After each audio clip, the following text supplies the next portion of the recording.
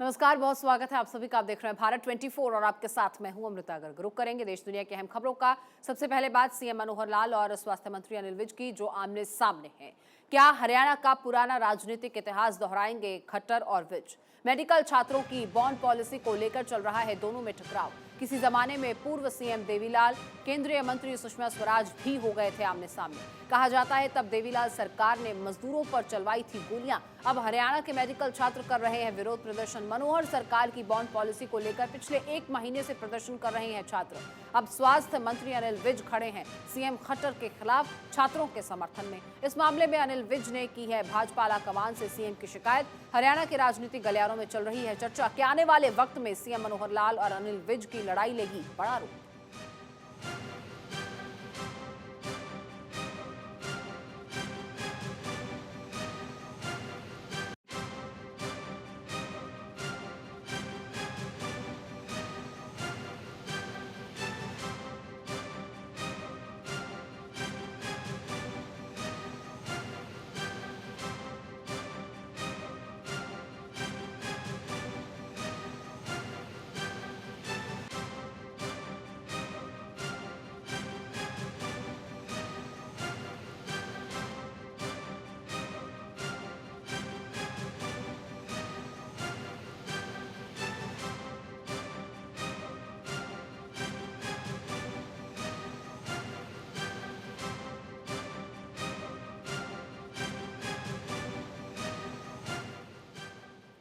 लोकतंत्र के महापर्व में महिलाएं पीछे क्यों?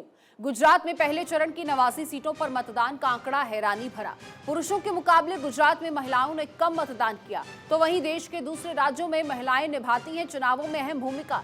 कई बड़े राज्य बिहार, केरल, तमिलनाडु, झारखंड, उत्तराखंड, पश्चिम बंगाल, गोवा, ओडिशा सहित कुल 16 राज्यों में महिलाओं ने बढ़ चढ़कर किया मतदान। पिछले लोकसभा चुनाव में पुरुषों से महज 0.40% कम रहा महिलाओं का वोटिंग प्रतिशत। ऐसे में गुजरात में महिलाओं का चुनाव प्रतिशत कम होना है समझ से परे।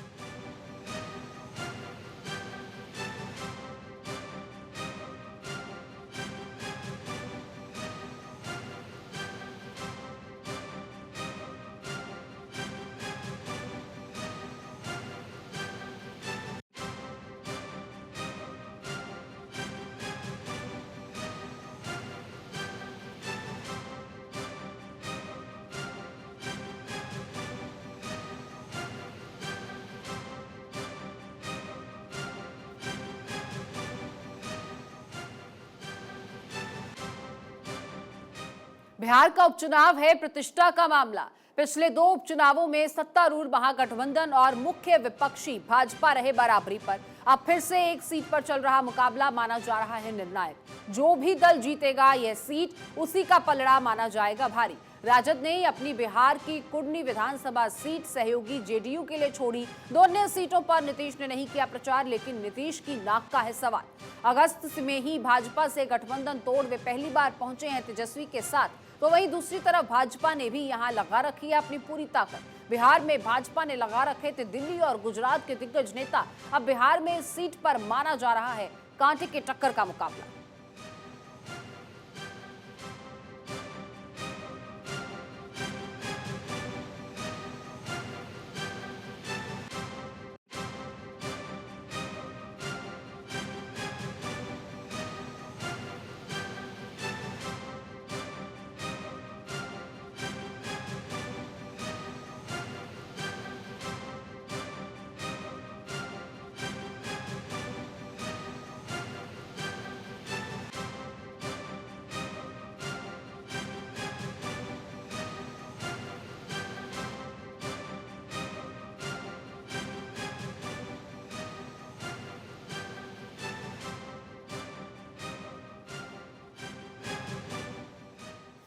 होटल मालिक की मौत प्रकरण में अब आईपीएस के बाद आईएएस की एंट्री। गाजियाबाद के रेडिसन ब्लू के मालिक की हत्या का पूरा मामला। आईपीएस के बाद अब एक आईएएस अधिकारी का नाम भी चर्चाओं में। सूत्रों की माने तो मृतक की कॉल डिटेल में आया है उत्तराखंड के एक आईएएस का भी नंबर। आईपीएस और आईएएस बताए जाते हैं आपस में अच्छे मित्र। फिलहाल राज्य से बाहर बताए जा रहे हैं आईएएस अधिकारी। विशेष अध्ययन के लिए राज्य से बाहर हैं आईएएस अधिकारी। बीते शुक्रवार को दिल्ली के होटल व्यवसायी अमित जैन ने सुसाइड किया था। उत्तराखंड के एक आईपीएस अधिकारी द्वारा पैसे को लेकर दबाव में बताए जा रहे थे जैन। अब एक आईएएस अफसर का नाम चर्चा में आने से इस मामले ने और तूल पकड़ लिया है। बड़ा सवाल यह है कि क्या होटल में आईपीएस आईएएस अफसरों की थी लेन देन में पार्टनरशिप। फिलहाल दिल्ली की क्राइम ब्रांच कर रही है प्रकरण को लेकर बारीकी से जांच।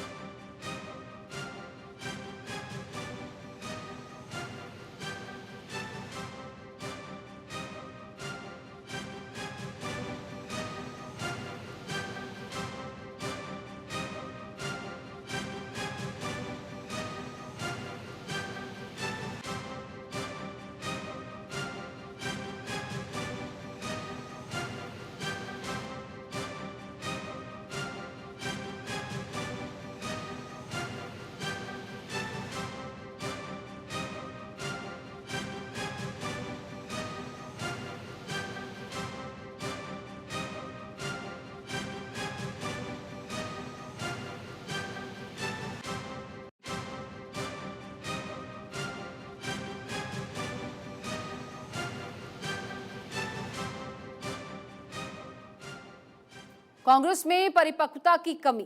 भारत जोड़ो यात्रा को लेकर राहुल गांधी को सहयोगियों की नसीहत। पहले आदित्य ठाकरे और फिर सुप्रिया सुले ने दे डाली सलाह। राहुल की भारत जोड़ो यात्रा का महाराष्ट्र में आदित्य ने स्वागत किया और नसीहत देते हुए कहा, यात्रा अभी महाराष्ट्र में नहीं गुजरात में होनी चाहिए थी। और इस पर राहुल ने भी किंचित भोलेपन में कह दिया। आदित्य को जवाब दिया, बोले मेरी यात्रा ना तो राजनीतिक है और ना ही राजनीतिक लाभ के लिए। इधर केरल के 17 दिन के मुकाबले यूपी में 3 दिन की यात्रा पर सुप्रिया सुले ने सवाल किया तो राहुल ने आदित्य वाली ज्ञान की घुट्टी, वही घुट्टी सुप्रिया को भी पिला दी। लेकिन जब जयराम रमेश तक पहुंची इसकी सूचना तो उन्होंने टोक दिया आदित्य को। इस पर आदित्य ने कह दिया, दो टूक की मुझे जो सही लगा मैंने वो किया। जब उद्धव ठाकरे तक मामला पहुंचा तो उन्होंने आदित्य से कहा, अहमद पटेल तक कांग्रेस में सब कुछ होता था, समझदारी से हैंडल। फिलहाल कांग्रेस के लिए कुछ लोगों में है राजनीतिक परिपक्वता की कमी।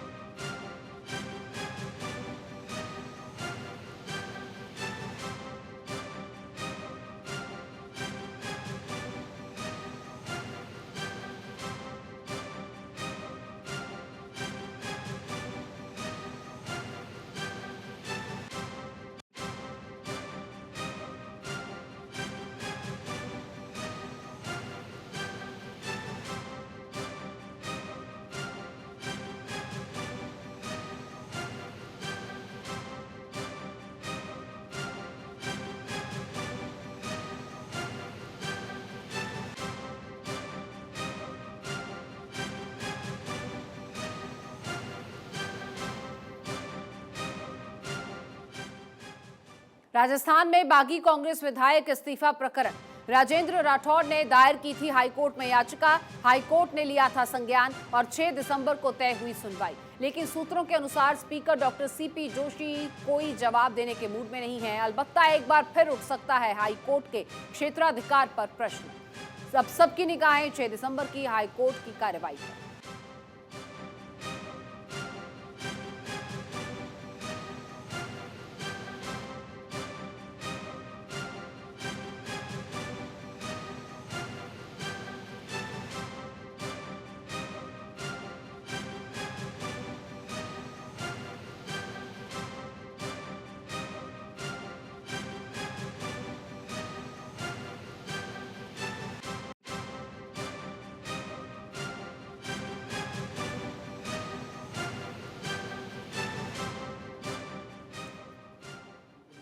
राजस्थान में बागी कांग्रेस विधायक इस्तीफा प्रकरण। अब सामने आई चौंकाने वाली जानकारी। सूत्रों के अनुसार इस्तीफे हो चुके हैं वापस। कागज के एक टुकड़े पर ही लिखे गए थे इस्तीफे, संभवतः रिकॉर्ड में दर्ज नहीं हुए इस्तीफे। इसीलिए अब उच्चनीति तौर पर ही इस्तीफे लौटा दिए जाने की चर्चा।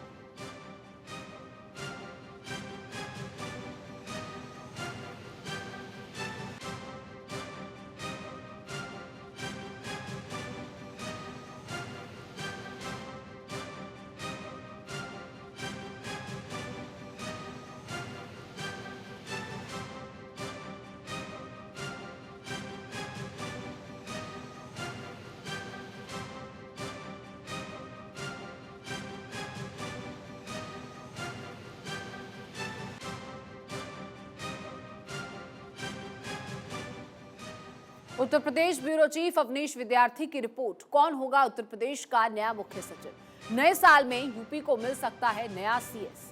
मौजूदा मुख्य सचिव दुर्गा शंकर मिश्रा का कार्यकाल 30 दिसंबर को खत्म हो रहा है। दुर्गा शंकर मिश्रा को मिल चुका है पहले ही एक्सटेंशन। प्रधानमंत्री के पसंदीदा अफसरों में होती है दुर्गा शंकर मिश्रा की गिनती। ऐसे में एक बार फिर से मिश्रा को एक्सटेंशन मिलने की चर्चा। हालांकि नए मुख्य सचिव के लिए मनोज सिंह का नाम भी दौड़ में सबसे आगे। फिलहाल कृषि उत्पादन आयुक्त की जिम्मेदारी संभाल रहे हैं मनोज सिंह। मुख्यमंत्री योगी की गुड बुक में भी शामिल है मनोज सिंह। संजीव मित्तल और महेश गुप्ता भी मुख्य सचिव की पद की रेस में। हालांकि महेश गुप्ता के खिलाफ लंबित है सीबीआई जांच।